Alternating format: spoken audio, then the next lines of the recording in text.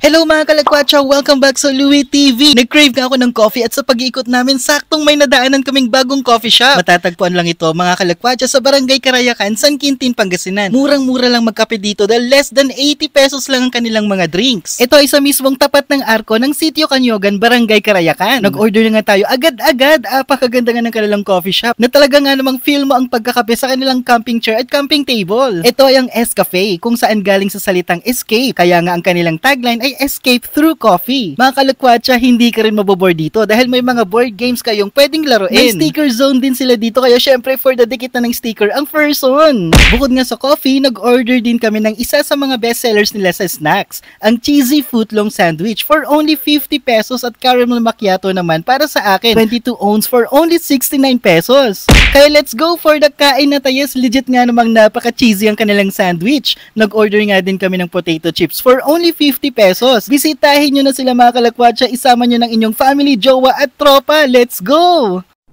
Mga kalakwatsa, sana na-enjoy nyo ang video na ito. Suportahan po ninyo ako at i-click ang subscribe button para magkasama-sama ulit tayo sa susunod na vlog.